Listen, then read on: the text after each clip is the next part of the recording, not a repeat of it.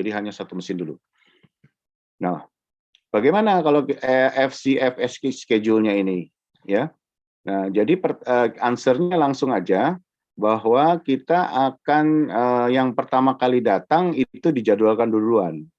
Ya. Jadi hampir sama ya, total sama dengan tabel awal. Tabel awal kan juga berdasarkan kedatangan pertama A, kedua B, ketiga C, ketiga D. Oleh karena itu job in order of arrival ya A B C D juga kita ya. Processing time-nya juga kita ikutin 47 31 ya. Nah, kemudian kita salin lagi due date-nya. Due date-nya adalah 5 10 6 4 ya. Nah, tapi kita tambahin satu kolom ya yang namanya flow time ya, flow time, waktu mengalir lah gitu ya. Nah, kita lihat waktu kita ngerjain processing time-nya 4 ya kan ya. Due date-nya itu adalah waktu kelima ya. Jadi belum terlambat ya, belum terlambat. Kita tulis flow time-nya adalah 4 karena baru kita habiskan waktunya 4.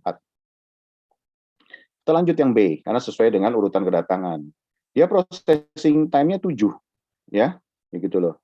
Nah, karena processing time-nya 7, sedangkan kita flow time-nya sudah 4. Ingat yang sebelah kanan atas, ya. Flow time-nya udah 4. Maka, ya, flow time-nya dia untuk B menjadi 11, yaitu 4 tambah 7. Ya, 4 tambah 7 jadi 11. Ya. Cuma dia ada due date. Ya, due date-nya itu 10. Ya. Nah, due date-nya 10.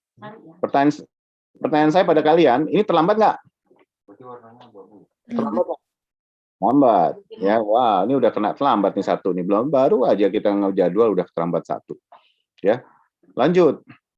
Kita lanjut untuk C karena kedatangannya yang ketiga C, processing time-nya 3, tapi flow time kita sudah 11. Ingat tuh. Flow time kita udah 11. Nah, maka kita langsung bisa update flow time kita menjadi 14. Ngerti ya sampai sini ya? 11 tambah 3. Nah, tapi due date-nya 6 loh. Ya, terlambat nggak? Terlambat banget ya, Pak. Terlambat, Pak. Banget dimarah-marahin nih, ya. Diomelin nih.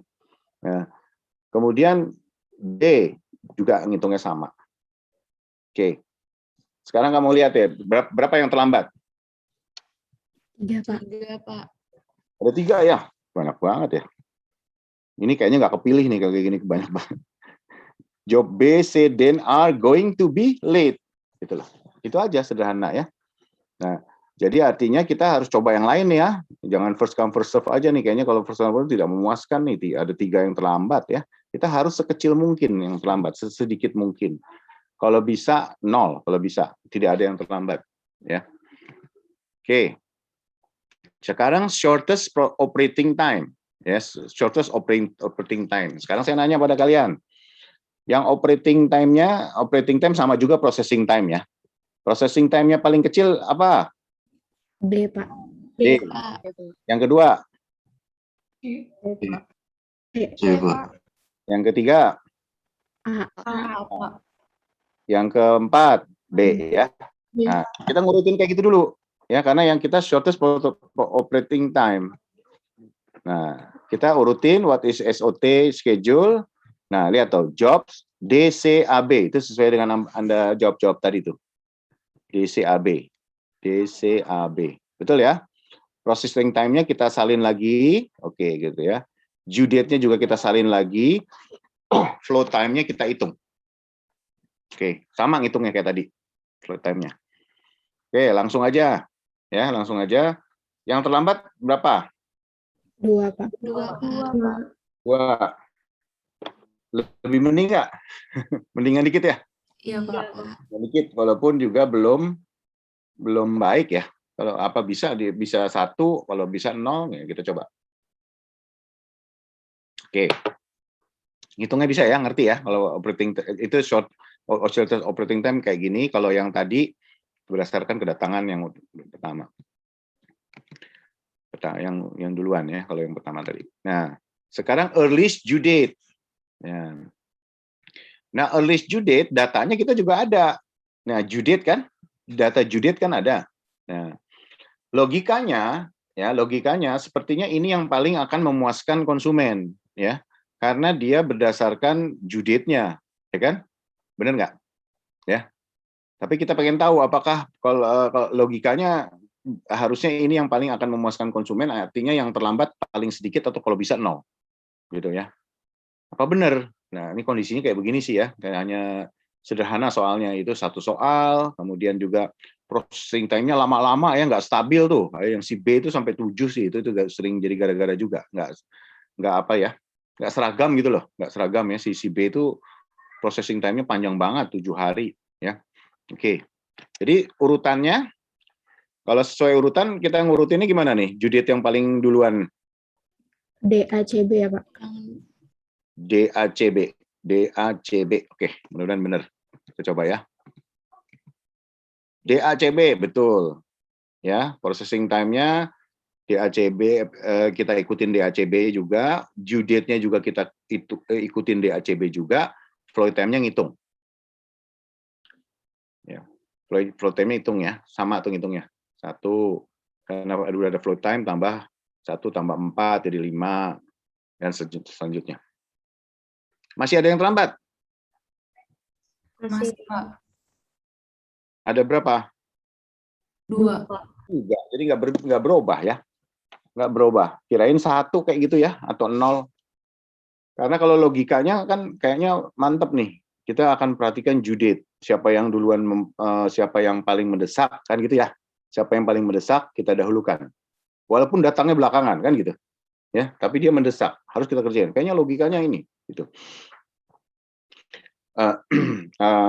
Ini sekalian saya cerita pengalaman saya di schedule di pabrik ya. Ternyata paling susah nih. Ini kalau kita pengen berdasarkan due date nih, betul, logikanya paling betul. Kalau kita ngomong sama customer juga, customer akan setuju, betul, ya, harus didahulukan yang paling mendesak dong gitu ya. Tapi ternyata paling nggak apa ya, agak sulit dicapai gitu. Ya sama aja deh. Itu yang saya coba terapkan di pabrik ya. Masih banyak pertimbangan lain ternyata. Ya. Ini kan gini ya, kalau dalam teori itu kadang-kadang kita berusaha menyederhanakan semuanya. Padahal kalau di pabrik tuh kompleksitasnya lebih tinggi, ya.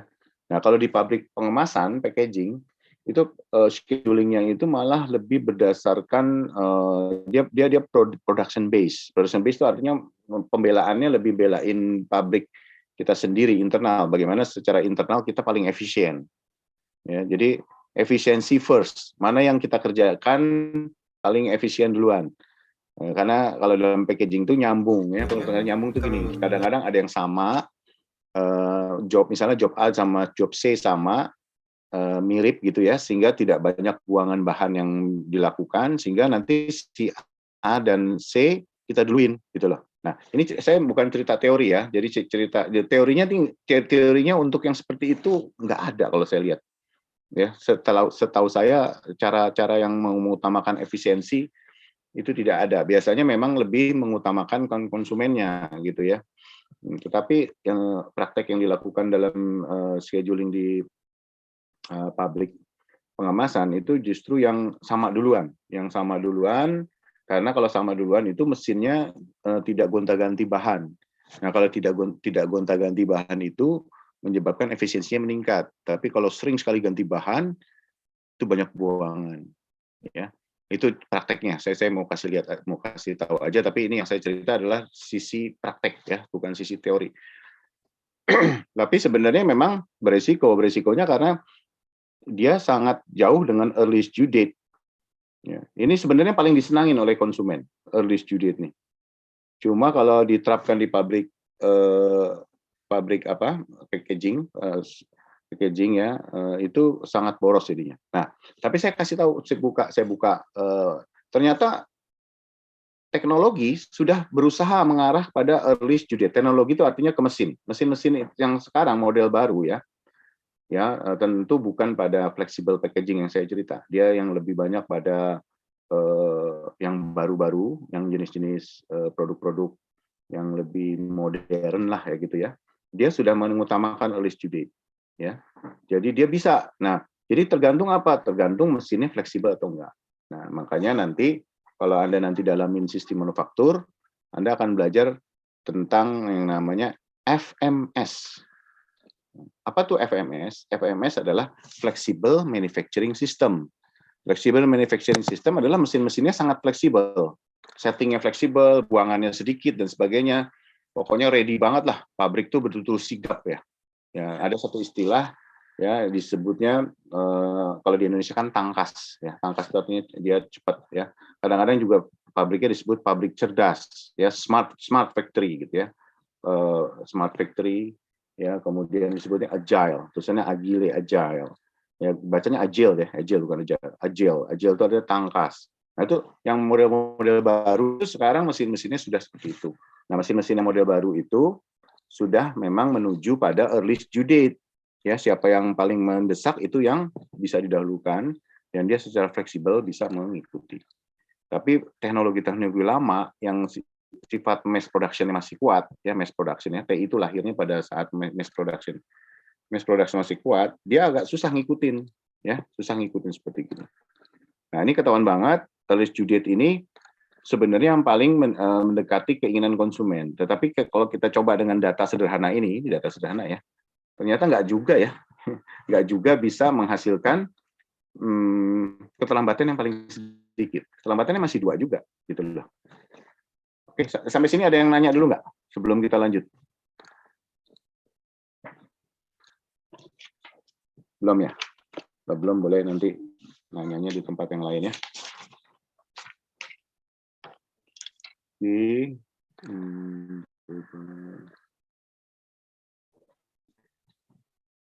Ini PTI ya. Oke, belum nanya ya. Saya lanjut dulu. Sebentar, saya sepertinya harus keluar dulu dari video ya. Saya mohon maaf sebentar.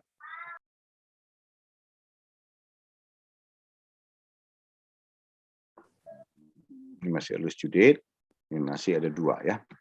Nah, sekarang critical ratio method.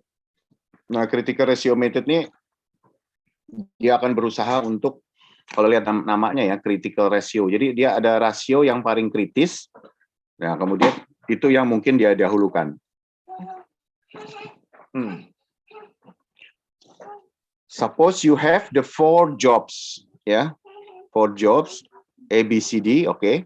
To the right for the processing on one machine, ya. Processingnya 4731, due date-nya adalah itu, ya. Sepertinya sama ya soalnya. Nah, kemudian bagaimana schedule kalau kita gunakan CR ini, ya, CR adalah critical ratio. Nah, caranya adalah gini. Jadi di sini agak sedikit kompleks, tapi kita pengen lihat ya, lebih baik atau enggak nih. Jadi if we let today be day 1, ya. Jadi kita katakan kita hari ini adalah hari pertama dan allow a total 15 days to do. 15 days itu Anda jumlahin semua tuh. 4, 7, 3, 1. Ya. 4, 7, 3, 1 tuh Anda jumlahin semuanya. Ya, to do the work, ya, itu dikurung sum of processing time. Nah, kemudian kita hitung satu-satu. CRA yaitu adalah jadi due date-nya yang 5 dikurangin processing-nya 4, Anda bagi 15. Ya. Nah, dapatlah angkanya 0,06. Tapi ada keterangan do this job less. Karena apa? Angkanya kecil. Artinya apa? Critical ratio method itu justru dicari yang angkanya gede, yang angkanya besar, ya. Nah, CRB kita itu lihat di tabel langsung bisa kelihatan 10 kurang 7 semuanya dibagi 15 ya. Dapat 0,2. Semua C pun 0,2. Sayangnya angkanya nggak bagus gitu ya kali ya. Sehingga jadi bingung mana yang duluan. Nah, semuanya 0,2. Nah, 0,2 itu memang harus dikerjakan duluan. Nah, jadi seolah-olah kita harus ngerjain B, C, D duluan, ya, baru nanti paling akhir adalah si A. Maksudnya begitu. Nah, tapi gimana B, C, D dikerjakan secara paralel orang mesinnya 1? Kan masalahnya gitu. Nah, itu dikasih keterangan. Do this job first, kemudian tied with C and D. Tied itu artinya langsung diteruskan, ya, diteruskan C, D. Jadi B, C, D itu memang duluan. Nah, kemudian kalau C adalah juga do this job first juga, ya. Kemudian side with B. Artinya apa? Anda boleh pilih yang mana gitu ya. Anda boleh pilih yang B dulu, yang mau C dulu, atau yang mau D dulu. Ya, tetapi jangan lupa kata-kata tied with. Tied with itu artinya nyambung, ya, nyambung, ya. Dilanjutkan gitu ya, dilanjutkan dengan C dan D, B dan D, atau B dan C. Nah, terakhir si A. Ya, A karena mendapatkan angka yang paling dia bilang do this job less, ya. Do less artinya ya karena Judith seperti begitu. Oke, ada yang tanya nggak untuk yang ini sekarang? Ini kayaknya belum membaik juga ya. Artinya, apakah ini lebih baik? Siapa yang bisa lihat bahwa ini lebih baik daripada metode sebelumnya?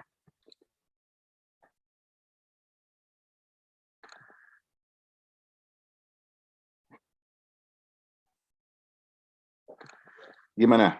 Anda bisa lihat ya, 3 yang mana aja?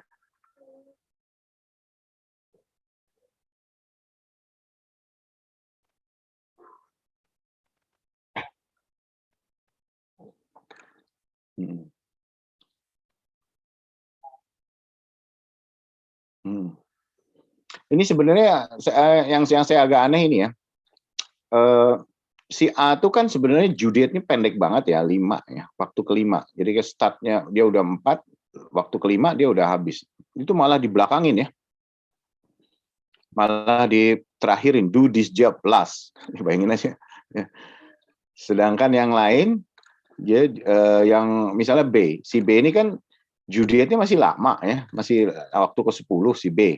Tapi malah harus diduluin, ya kan? Gitu. Nah, gitu deh.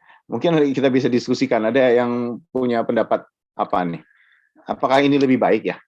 Tapi namanya inilah critical ratio method. Itu tadi yang Anda siapa? Tadi yang ngomong Salman Hadiah. Ada yang mau berpendapat lain? Saya izin berpendapat, Prof. Mungkin maksudnya yang Judith-nya pendek itu dikorbankan biar yang ini itu kekejar gitu, Prof. Yang Judith-nya mendesak padahal ya. Ya dia kan balikan banget dengan yang EDD ya. EDD itu kan early Judith ya. Kalau early Judith kan dia mati-matian ngejar yang Judith-nya paling mendesak gitu kan. Ini kalau yang paling mendesak malah di belakangin gitu ya. Nah, tadi Lulu berpendapat gimana? Jadi dikorbanin supaya apa? Supaya yang lainnya bisa kejar. Karena lebih mending ngorbanin satu daripada 3-nya terlambat gitu, Prof. Mungkin. Iya. Mungkin si B dan C dan D itu dikejar ya. Karena dia kerjaannya walaupun satu mesin gitu. Ini kan kita anggaplah kita hanya punya satu mesin. Kemudian dikerjain terus nyambung, tight tuh atau nyambung, mau kerja si B dulu, C dulu, D dulu, boleh yang mana aja, karena kebetulan angkanya 0,2. Nanti kalau Anda ketemu lagi soal seperti gini, angkanya paling besar, nah itu diduluin. Ya, rasionya paling besar, dia diduluin. Nah, karena dia angka 0,2 ini sama, jadi yang mana aja. Tapi jangan lupa, setiap kali Anda kerjakan B, gitu misalnya, C dan D-nya itu langsung dikerjain juga. Nah, terus yang nomor 1 itu dikorbankan. Nah, jadi mungkin kalau saya lihat dari sini memang mungkin BCD-nya ini nggak terlambat jadinya. Si BCD tidak terlambat, tapi si A jadi terlambat. Ya, jadi dia pengen ngejar prestasi untuk mengurangi jumlah keterlambatan yang. Jadi ini mungkin dari semua yang udah kita bahas masih paling baik. Jadi yang terlambat tuh hanya si A aja. Ya, walaupun itu menyakitkan juga ya si A. Si A itu sebenarnya dia bilang saya tuh mendesak banget loh gitu loh. Bayangin aja dia yang paling mendesak tapi dia disuruh nunggu. Sebenarnya kalau lihat dari Judith yang paling mendesak sih si D ya, benar ya, betul. Ya karena Judith-nya hari keempat. Ya ini 5 juga termasuk mendesak ya, cuman dia yang dikorbanin jadinya. Kira-kira gitu sih ya. Nah ya kita ikutin ya, ini metode lama ya. Dari saya waktu ngambil S2 tahun 90, bayangin ya, 90 kalian belum lahir. 30 tahun yang lalu lebih ya, 32 tahun, 31 tahun yang lalu, ini belajarnya ini juga ya. Jadi ini ilmunya ilmu lama ya. Menurut saya salah satunya karena waktu itu rumus-rumus ini dibuat, itu mesinnya nggak fleksibel ya, flexibility mesinnya tuh nggak ada. Nah, mesin-mesin yang cenderung baru sekarang dia lebih fleksibel ya. Apalagi dengan smart machine, dengan machine learning ya, Anda harus ngikutin tuh perkembangan kepintaran mesin. Jadi mesin tuh makin pinter. Karena dia makin pinter, dia makin bisa mendekati keinginan konsumennya. Artinya fleksibel ya. Karena dia makin pinter, dia flexibility-nya makin meningkat. Nah, flexibility makin meningkat, dia makin mendekati keinginan dari konsumen. Nah, seperti gitu. Jadi kalau Anda pengen mendalami bidang yang saya ajar, yaitu sistem manufaktur, kita belajarnya pada mesin-mesin yang lebih pintar sekarang gitu ya. Tapi juga nggak boleh menolak gitu ya, bahwa kalau Anda nanti ya hadapi industri di Indonesia, masih banyak yang pakai mesin-mesin yang tipe lama ya. Kan Anda kan pernah baca ya bahwa sekarang kita udah masuk yang namanya era industri 4.0 ya. 4.0 itu adalah mesin-mesinnya udah pada pintar sekali ya. Walaupun katanya Indonesia ini mungkin paling tinggi, sekarang kita pasti 3.0 lah ya, kita 3.0. Nah, apa bedanya? Kalau 4.0 itu mesin dan mesin udah bisa berkomunikasi antar mesin ya. Sedangkan kalau 3.0 itu belum mesin dan mesin, masih orang. Jadi orang masukkan komputer, terus komputer menggerakkan mesin. Nah, itu 3.0. Jadi kalau menurut saya secara umum, ada sih penelitiannya ya. Penelitiannya di Indonesia itu paling banyak yang mana. Nah, kalau saya secara umum di Indonesia ini sudah masuk yang ketiga, tapi keempat itu masih sedikit banget, ya, sedikit banget. Kalau yang ketiga kita masukin komputer menyuruh mesin, nah biasa itu. Nah, itu yang namanya industri 3.0. Nah, industri 2.0 lebih tua lagi tuh, ya. 2.0 itu dia nggak bisa dimasukkan oleh komputer, dia masih betul-betul analog. Ya, analog itu artinya dia tidak bisa dimasukkan oleh simbol-simbol komputer. Ya, kalau Anda lihat mesin-mesin yang sifatnya masih menggunakan switch besar, ya, switch dipencet dan sebagainya gitu loh, ya, seperti gitu ya. Itu mesin-mesin yang tipe 2, industri 2.0. Nah, bagaimana kalau industri 1.0? Nah, itu masih steam engine, ya, itu belum listrik tuh. Ya, steam engine itu pertama sekali industri masuk, disebutnya masuk industri 1.0, itu steam, masih mesin uap. Ya, kalau mesin 2, teknik industri lahirnya pada industri 2.0. Ya, pada 2.0 di mana sudah ada conveyor. Conveyor itu menggunakan listrik, ya, conveyor listrik. Walaupun awalnya waktu saya jelaskan di PTI awal mungkin masih didorong-dorong ya. Mobil itu didorong pada satu jalur, ya, belum menggunakan listrik. Ya, tapi dapat diyakini bahwa TI itu sebenarnya lahirnya pada masa-masa listrik sudah ada conveyor dan sebagainya, udah ada mass production. Ya, kira-kira gitu. Lanjut ya. Nah, kita lanjut dulu. Kayaknya, no, but since there is 3 wait time, only the first job or 2 will be on time. Nah, itu tadi ya. Oke, sekarang example of sequencing last come first serve saya nggak begitu bahas ya, kita lewatin aja. Nah, sekarang kita masuk ke 2 mesin. Nah, 2 mesin gimana? Namanya Johnson Rule. Nah, ini juga saya ingat tahun 90-an saya masih belajar ini juga. Kalau Anda punya 2 mesin, suppose you have the following 5 jobs.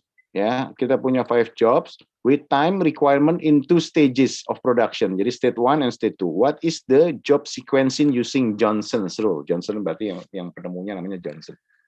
Ya. Nah, caranya adalah Anda first select, saya berhenti dulu ini.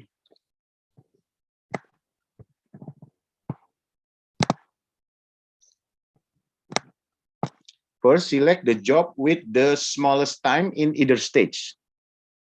Ya, pertama itu. Kemudian jangan lupa Anda bikin yang paling bawah itu, job sequence-nya 1, 2, 3, 4.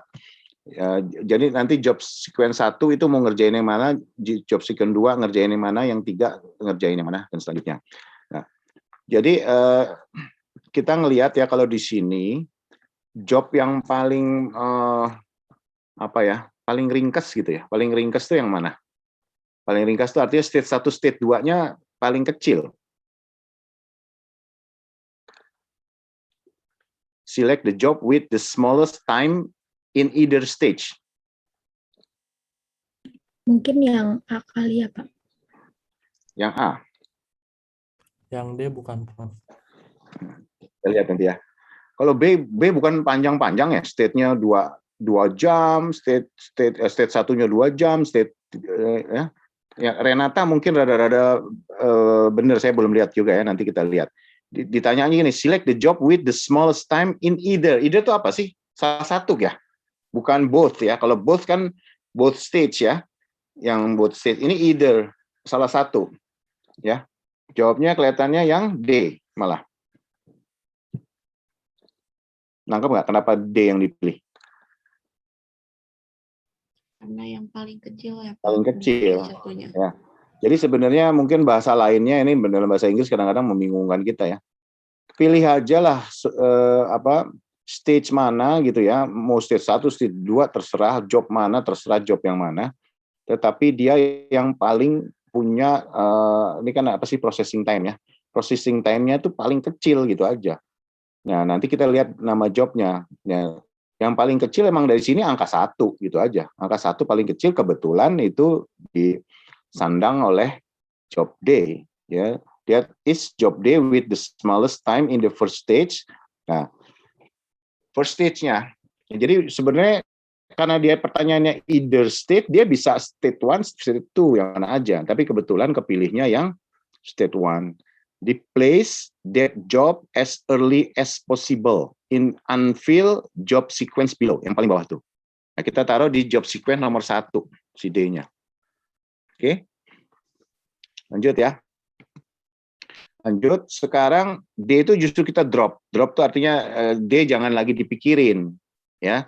Jadi kalau kita ngelihat tabel yang ada di atas ini, si D-nya kita coret aja. Ya, jadi kita milihnya yang kita pikirin si A, B, dan C aja. Maksudnya gitu. Place that the job as early as possible. Oke, drop D, select the next smallest time. Ya, the next smallest time itu adalah job A, dia bilangnya. Benar nggak? Iya, Pak. Karena dia pada state 2, 1,25. Benar nggak? Ya kan? Oke. Berarti si job A, makanya mau lihat state-nya nggak dilihat lagi, mau state 1, state 2. Pokoknya dia waktunya paling kecil di mana, baru kita lihat jobnya. Nah, si job A langsung kita taruh, tapi taruhnya langsung di yang nomor 4. Itu caranya Johnson.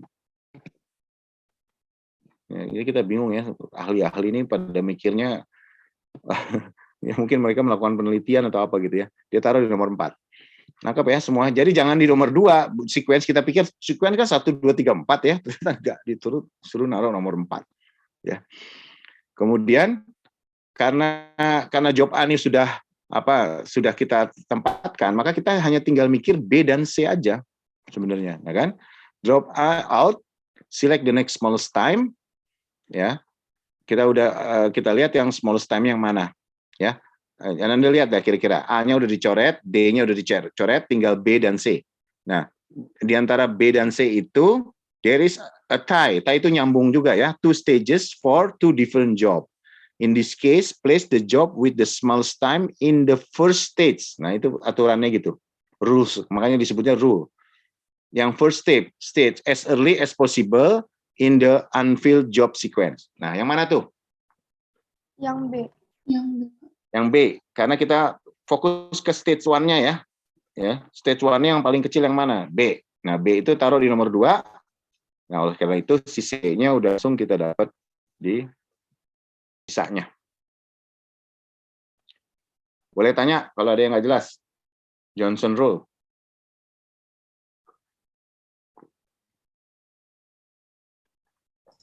Izin bertanya, Pak. Ya, siapa nih? Setia. Ini Setia yang nomor 5 nanti Setia. Tadi yang mau nanya nih siapa namanya? Wildan, Pak. Wildan gimana? Ya, kan kemarin waktu itu pernah dibahas, Pak, ya, kalau yang berbeda processing time-nya bisa terjadi bottleneck dan starving. Kalau di kasus ini bisa terjadi juga nggak, Pak? Ya, bagus nih pertanyaannya. Anda nyambungin dengan kuliah awal ya. Di kuliah awal kita katakan kalau processing time-nya itu berbeda-beda, pastinya nanti akan terjadi bottleneck. Nah, bottleneck biasanya kalau si mesin satu, mesin dua. Mesin satunya lebih cepat, mesin satu lebih cepat dari mesin dua, pasti bottleneck tuh. Ya mesinnya bottleneck sehingga karena mesin duanya terlampau lambat kan gitu. Ngantri di depan mesin dua. Gitu kan ya, Wildan ya. Gitu ya. Iya, Nah, Pak. sangat terjadi. Apalagi kalau ini bisa terjadi walaupun kalau Anda lihat di sini ya. Ini udah ada 2 mesin. Ya kalau yang kita bahas ini udah 2 mesin, udah lebih kompleks lagi. Nah, kalau Anda ingin bandingkan itu saya buka ini dulu ya. Di soal-soal yang sebelumnya. Nah, soal-soal sebelumnya ini juga ini satu mesin. Cuma dia processing time-nya adalah days. Bisa aja Anda ganti, days-nya Anda ganti dengan yang misalnya menit juga atau jam gitu ya. Nah, ini memang terjadi processing time-nya itu lain-lain. Nah, gini, Wildan, kaitannya dengan apa namanya sequencing, ya, sequencing.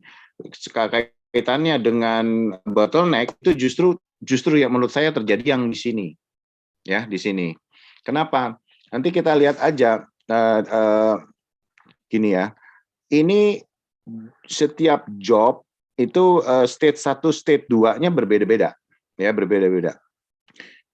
Beda yang paling banyak itu si B ya. B itu ada state 3-nya ada sampai 3 ya. Job B ya. Job B itu state 2-nya tuh sampai 3 satuan waktu. Ketahuan hours ya, 3 hours. Nah, apa yang terjadi? Anda bisa gambar deh. Anda bisa gambar di sini ya.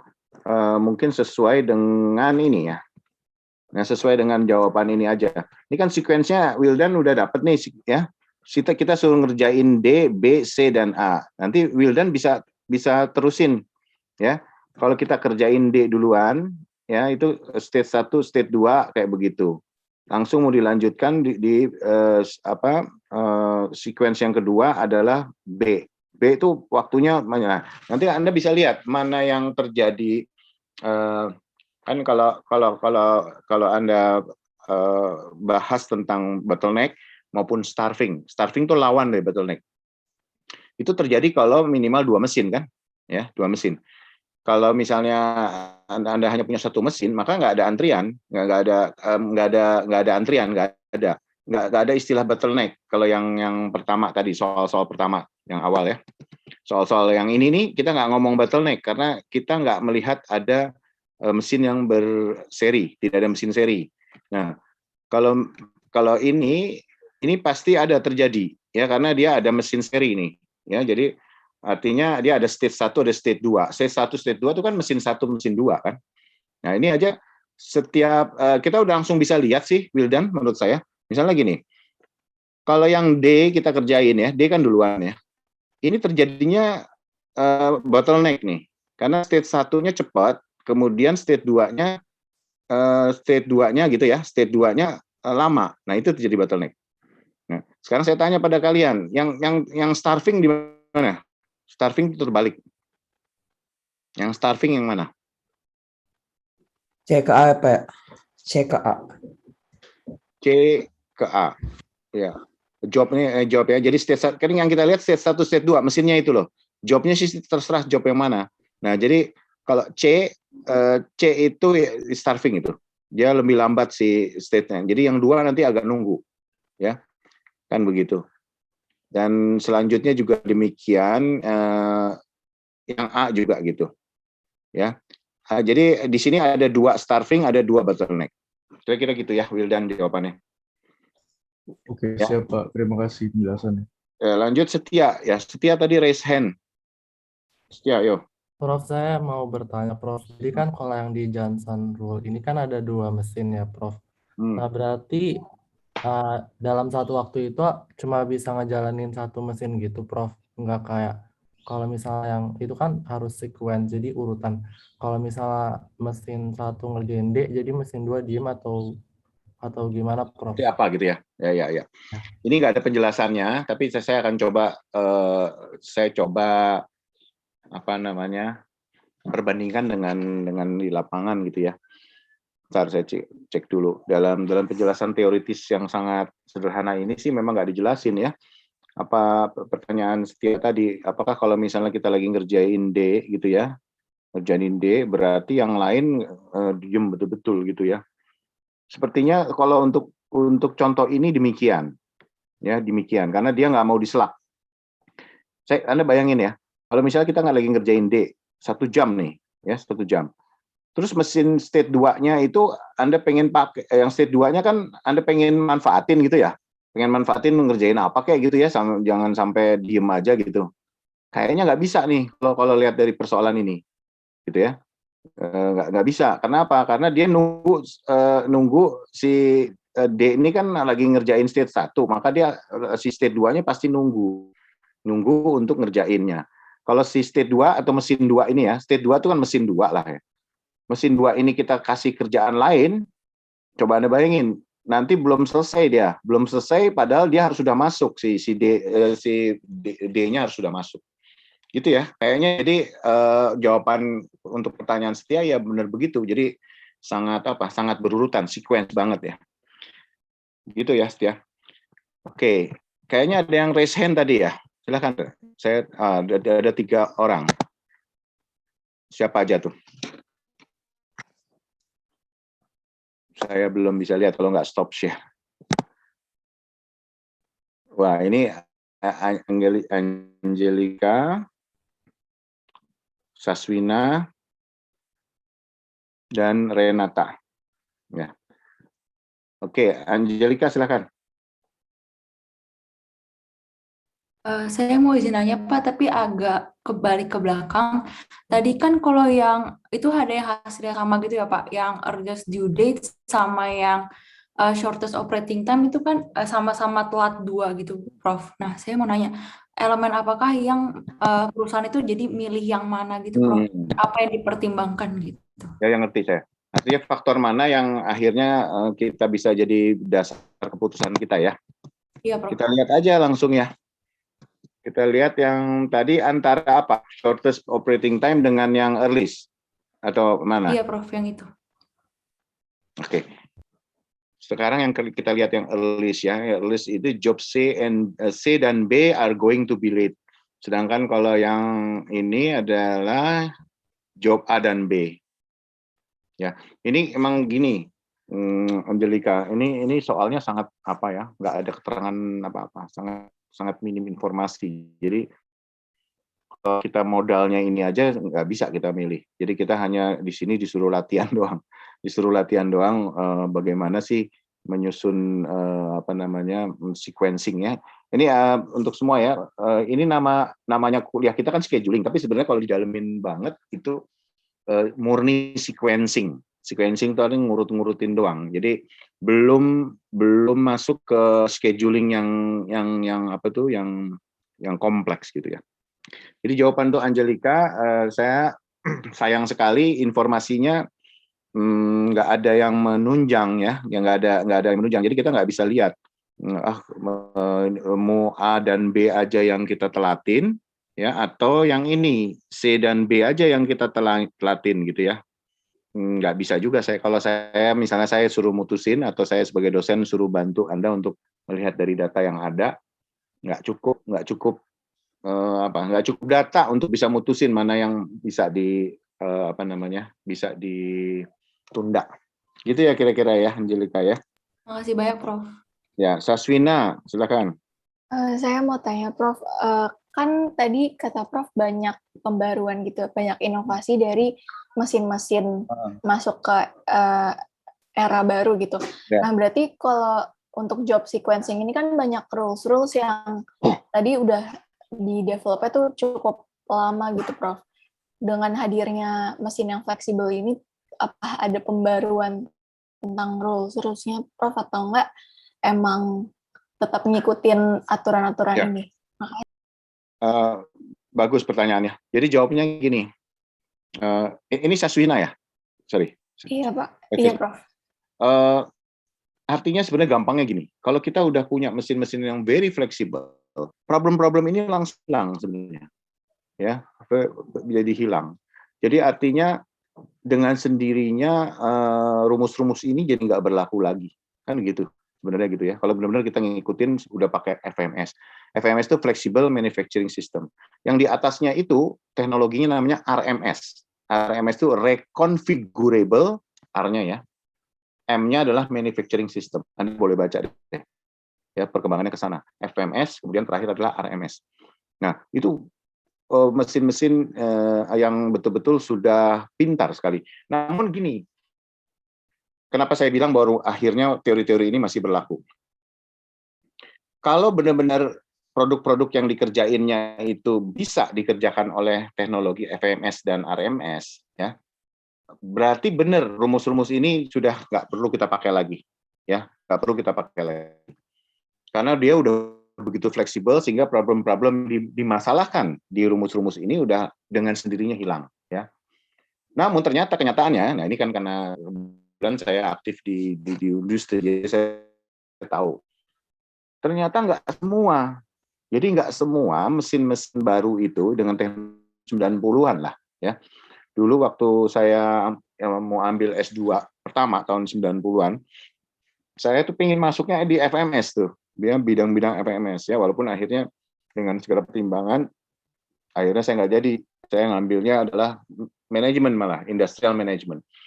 Nah, kemudian jadi dari tahun 90-an udah ada FMS. Nah, di atas tahun 2000-an ya, saya ingat di Stuttgart, ya, Stuttgart itu di Jerman, itu ditemukan 2000 dekat-dekat 14 ya. 2010-an, 2010 ke atas di Stuttgart, Jerman ditemukan RMS, lebih baru lagi.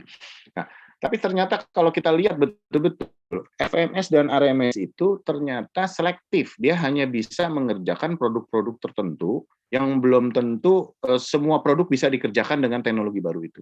Nah, kebetulan kalau industri yang saya dalami itu kan flexible packaging. Namanya sih fleksibel ya, flexible packaging. Cuman ternyata mesin-mesinnya sangat tidak fleksibel. Yang fleksibelnya adalah bahannya, karena bahannya menggunakan bahan-bahan plastik, bahan-bahan kertas, bahan aluminium foil. Itu artinya dia memang fleksibel di bahan bakunya. Tetapi mesinnya sangat tidak. Mesin-mesinnya itu sangat ngikutin mass production. Model-model mass production itu harus satu selesai dulu, baru lagi dilakukan itu, dan sehingga semua serba lambat, serba sangat mengikuti rumus ini. Jadi rumus-rumus ini sangat berlaku. Jadi gitu ya Saswina. Jadi pertanyaanmu itu betul, dengan sendirinya ilmu ini tidak dipakai lagi asalkan produk-produk yang dikerjakan itu bisa dikerjakan oleh FMS atau RMS. Tapi kalau ternyata dalam kenyataan di industri sekarang masih ada produk-produk yang tidak bisa dikerjakan oleh FMS maupun RMS, maka rumus-rumus ini tetap berlaku. Gitu jawabannya, Saswina. Baik, terima kasih, Prof. Ya, selanjutnya Renata dulu nih. Renata, sebelum nanti ada 6 orang yang nanya. Oke, Renata. Prof, saya mau izin bertanya. Kan kalau misalnya tadi yang penerapan yang last come first serve itu kan biasanya di pesawat gitu ya, Prof? Ya, ya. Terus kalau misalnya yang lain itu apakah ada kayak bidang khususnya gitu atau kayak melihat situasi dan kondisi aja, Prof? Oke, Renata menegaskan tadi bahwa last come first serve bisa diterapkan pada business class atau first class pada pesawat gitu ya. Nah, sekarang yang kamu mau tanyakan apa? Apakah ada contoh lain gitu ya? Ya, ada contoh lain untuk kalau saya malah nggak nemuin. Mungkin kita bisa diskusikan. Ada nggak sih yang datang belakangan tetapi boleh harus dilayanin duluan?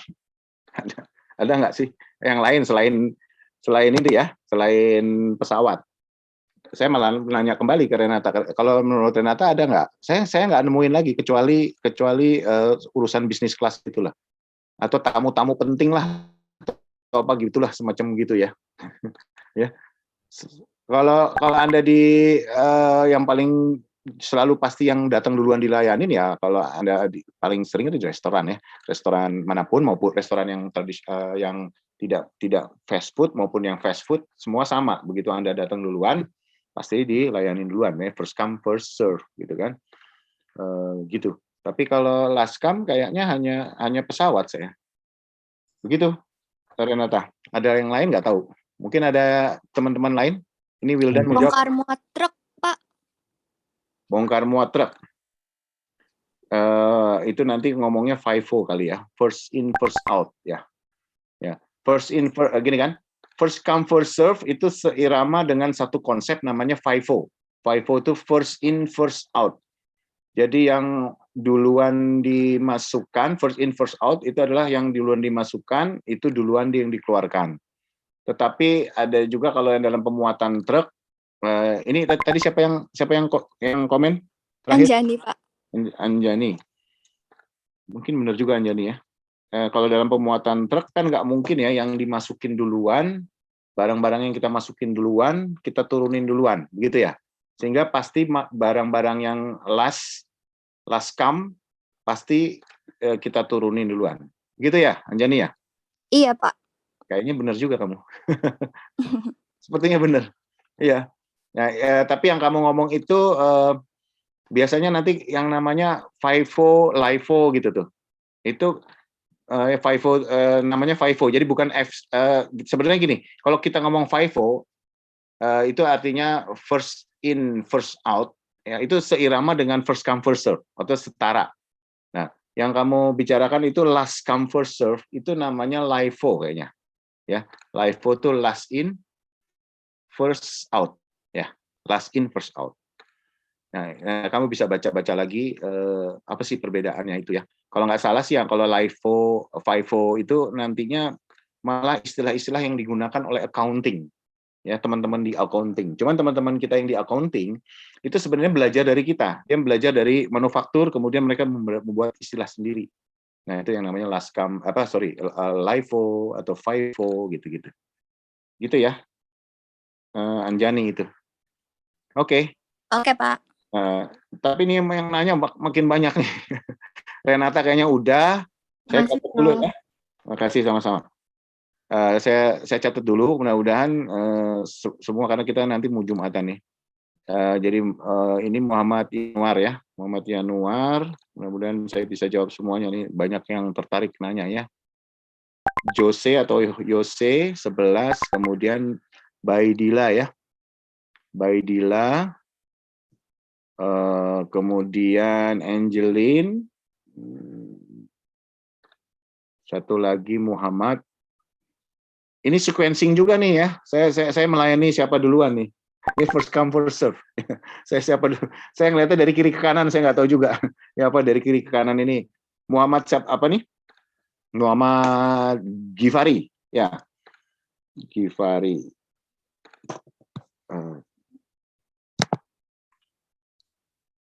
Wih, banyak bener yang nanya. Rafli Hakim juga nanya semua. Saya khawatir nggak bisa jawab semuanya. Saya mungkin minta maaf mulai dari Rafli ya. Mungkin saya akan jawab mungkin di kesempatan berikut. Rafli, Ratna, Rafalia, Darren, Farel, Muhammad Noval, itu mungkin saya belum bisa jawab karena terlampau banyak karena waktu kita nanti juga mau Jumatan dan sebagainya. Oke, saya batasin sampai Muhammad Gifari dulu ya. Sorry nanti di lain kesempatan ya. Nah sekarang siapa nih? Abis Anjani tadi Muhammad siapa saya lihat tadi? Muhammad Yanuar. Silakan Muhammad Yanuar. Ya Prof, jadi saya izin bertanya. Ini ada balik ke awal sih. Tadi kan sempat dibahas ya Prof mengenai sistem pull sama push dalam metode schedule. Ya. Nah, saya ingin bertanya nih Prof, kayak mana yang lebih baik untuk digunakan sama kayak kedua sistem itu bisa di-combine buat dipakai secara samaan nggak Prof? Makasih. Ya langsung Januar, saya bisa jawab. Kalau combine nggak bisa, Anda harus pilih salah satu, ya gitu ya. Mau push atau mau pull, ya satu. Kemudian kedua, mana yang lebih baik? Ini, kalau secara teori dan praktek lah ya, teori dan praktek terbukti pull itu lebih baik, itu jawabannya. Kenapa? Karena pull itu hemat inventory. Dia nggak perlu inventory dulu sebelum dijadwalin. Bayangin aja kayak begitu. Ya, jadi nggak perlu beli dulu sebelum itu dijadwalin. Ya, tetapi malahnya pelaksanaannya itu paling sulit. Ya, orang akhirnya cerita itu namanya cultural sensitive. Tergantung kultur kerjanya. Kalau kultur kerjanya bagus, cocok, disiplin banget orangnya, mirip-mirip model kerja Jepang, sukses. Ya. Toyota Production System, ya, Lean Manufacturing. Mungkin yang orang mengenalnya menjadi Lean Manufacturing. Lean itu artinya ramping. Nah, Lean Manufacturing itu hanya benar-benar sukses kalau di kultur Jepang, ya, karena mereka terbiasa dengan kerja yang disiplin dan sebagainya. Begitu masuk ke kultur lain setengah mati. Tapi bukan mati juga begitu. Di Indonesia perusahaan-perusahaan yang berafiliasi dengan Jepang, ya, seperti Toyota, kemudian Honda, AHM itu Astra Honda Motor, dan semuanya mereka menerapkan, Daihatsu juga menerapkan semuanya dan sukses. Padahal yang ngerjain orang Indonesia. Artinya apa? Kultur. Jadi kalau kultur kerja Jepang itu berhasil diterapkan, betul-betul diterima oleh suatu bangsa, suatu masyarakat, maka mereka bisa menjalankan yang full dan sukses, pasti paling efisien. Itu sementara gitu. Nanti kita cerita lagi tuh yang ya. Oke, kita lanjut. Jose, silakan.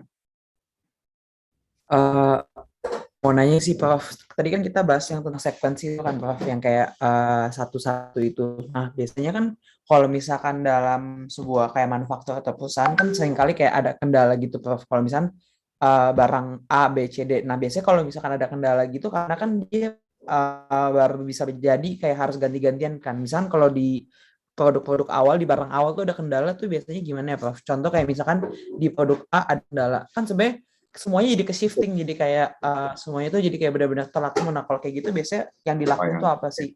Apakah dia A-nya langsung di stop, langsung shifting ke B supaya tetap time limitnya tetap ini, atau kayak A-nya coba diselesaikan atau gimana biasanya? Oke, ini pertanyaanmu ini adalah yang paling sering terjadi di lapangan ya. Perusahaan dengan istilahnya dengan modal yang tidak terlampau berlebih ya, mesinnya pas-pasan aja, itu sering kena masalah yang kamu tanya itu. Jadi begitu dia kena problem itu apa sih? Bisa sebenarnya problem itu 4M, 4M 1E. Bisa man, material, machine, method, or environment. Itu pengganggunya. Bisa gara-gara orang, bisa gara-gara materials, bisa gara-gara mesin, ya, bisa gara-gara metode, bisa gara-gara environment, lingkungan ya. Itu pasti terganggu. Ya, 4M 1E itu Ishikawa yang ngomong ya. Nanti Anda kalau belajar politik ketemu Ishikawa menemukan katanya problem itu pasti 4M 1E. Nah, kalau pabrik-pabrik yang tidak punya standby machine gitu ya, atau dia nggak punya cadangan apa-apa, hanya itu aja, itu pasti akan shifting yang Anda bilang. Ya, karena itu ada gangguan, maka tergantung kasusnya. Gangguannya adalah mesin, ya. Berarti mesinnya itu kalau dia punya standby mesin, karena itu untuk perusahaan yang lebih besar ya, yang punya modal lebih besar, kita masuk ke mesin yang berikut. Jadi standby mesin yang sama, mesin yang itu ditinggalin aja, ya.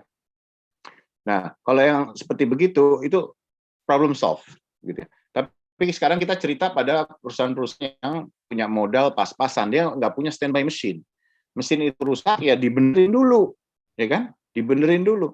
Nah, dibenerinnya seperti apa tergantung cepatnya, ya, tergantung. Nah, kadang-kadang hanya bisa beberapa menit, bisa jam, tapi bisa hari. Nah, itu kan problem. Nah, kalau seperti itu kan akan mundur semua. Ya, apa yang dilakukan oleh pabrik-pabrik di kita? Banyak caranya. Ya, yang paling penting komunikasi. Dia akan komunikasi dengan customer-nya bahwa mereka punya problem dan nggak bisa diteruskan. Kalau customer terus mendesak, maka akan diusahakan macam-macam. Salah satunya adalah subkon. Jadi ini contohnya mesin ya, problemnya pada mesin. Subkon artinya pekerjaan itu dipindahin ke pesaingnya.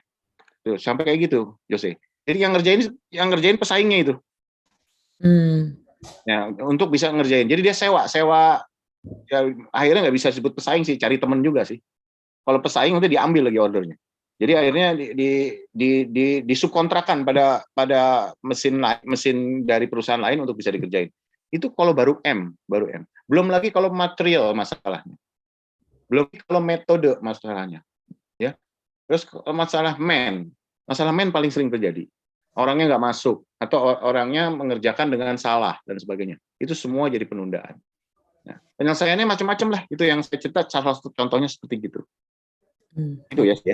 Baik, terima kasih Pak. Ya, kita lanjut dulu ya, Mbak Idila. Ya Pak, saya ingin bertanya, kan tadi yang sebelum Johnson Rule itu metode sequencing-nya kan dicari mana yang keterlambatannya paling sedikit ya Pak. Nah waktu Johnson Rule itu kan udah beda, kayak kita udah nggak membicarakan tentang keterlambatan. Saya mau tanya kayak Johnson Rule itu tujuannya apa ya? Kalau misalnya pada keadaan yang sama, job itu ada 2 stage tanpa menggunakan Johnson Rule itu ngaruhnya. Oke, gini. Belum nangkap ya. Johnson Rule itu ada sedikit perbedaan, dia sanggup menyelesaikan 2 mesin gitu ya. Maksudnya dia mesin yang paralel. Paralel ya disebutnya. Sequence, bukan paralel. Kalau paralel itu kan sama-sama, sequence. Jadi habis stage 1, stage 2 daripada Johnson Rule. Sedangkan contoh-contoh sebelumnya itu yang adalah satu mesin aja, ya, satu mesin. Makanya tadi saya bilang kalau yang satu-satu mesin itu kayaknya kita nggak punya problem-problem ini deh, problem-problem apa tadi bottleneck atau starving dan sebagainya. Nah kalau yang di Johnson Rule itu ada 2 mesin, itu mulai kita mulai berpikir bahwa ternyata memang ada hal-hal yang sifatnya lebih kompleks ya begitu. Dan tadi Gila nanya apa sih manfaatnya kira-kira gitu ya. Kalau saya menjawabnya gitu, yang namanya ya dia bisa mengerjakan 2 mesin untuk 2 mesin itu satu. Yang kedua kalau kita lihat dari cara hitung dia, ya itu rule-nya begitu ya. Kan agak unik ya. State 1 dikerjain sequence nomor 1 nanti job apa. Sequence nomor 2 justru ditaruh yang paling belakang dan sebagainya. Itu mungkin ya Johnson itu tentu sudah melakukan penelitian-penelitian ya, tentu ada manfaat-manfaat lain yang dia tangkap.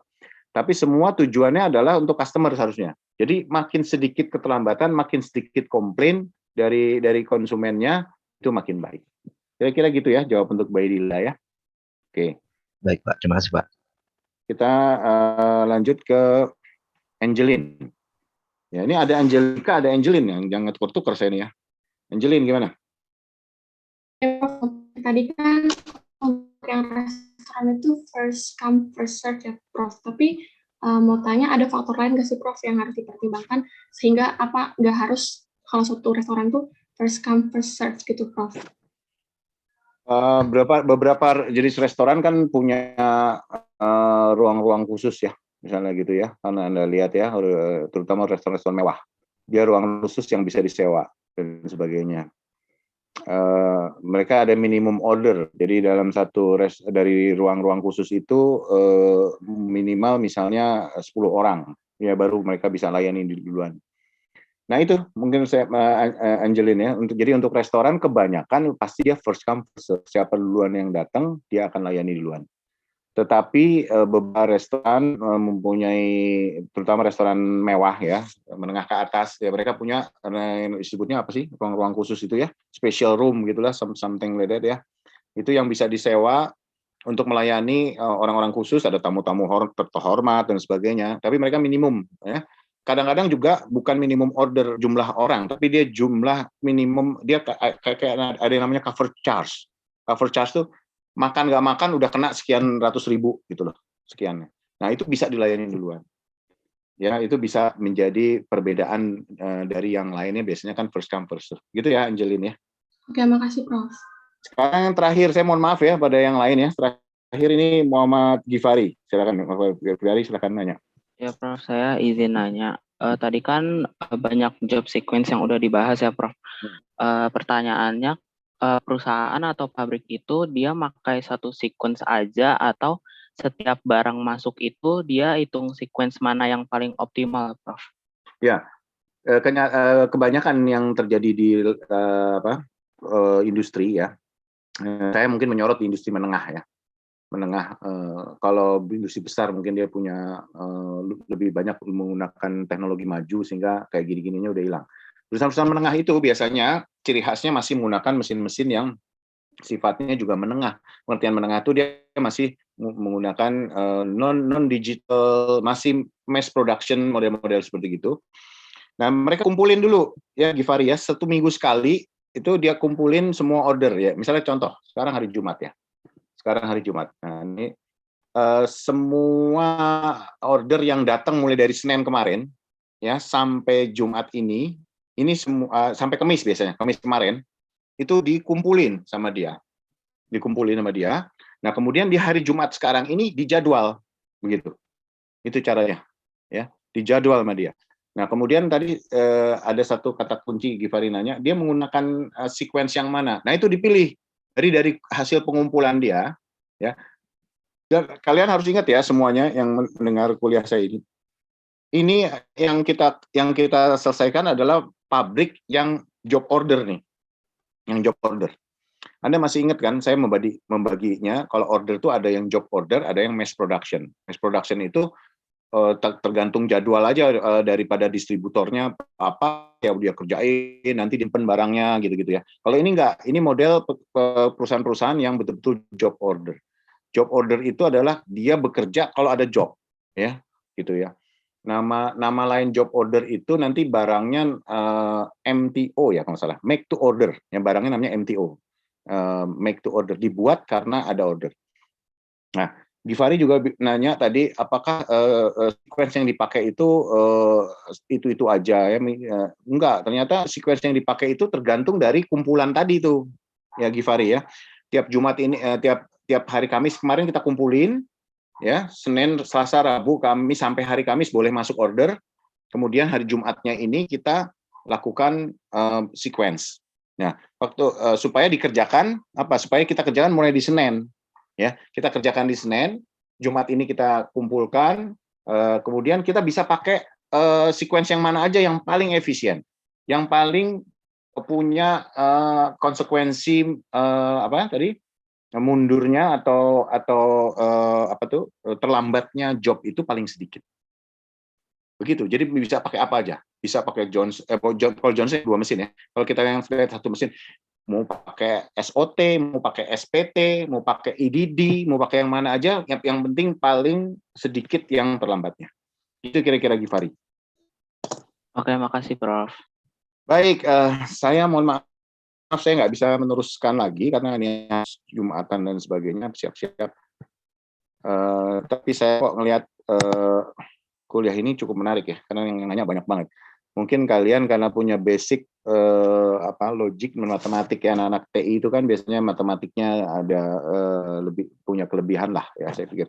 Karena ini ya ilmu ini bisa terus dikembangin untuk S2, S1, S2, bahkan S3 ya. S3 saya itu nggak langsung seperti ini, tapi nanti kaitannya dengan antriannya. Antrian yang saya masalahin tuh antriannya, bukan penjadwalannya ya. Tetap dunia ini kalau dipraktek namanya dunia PPIC, Production Planning and Inventory Control. Saya udah bilang bahwa kalian yang kerja di PPIC itu pasti dapat salary yang tingkatnya pasti sedikit lebih tinggi di atas yang lain. Karena dia paling kompleks ya. Paling kompleks dan si yang punya owners dari perusahaan itu paling takut ya. Paling takut kalau dia nggak menjadwal dengan baik sehingga dia banyak komplain.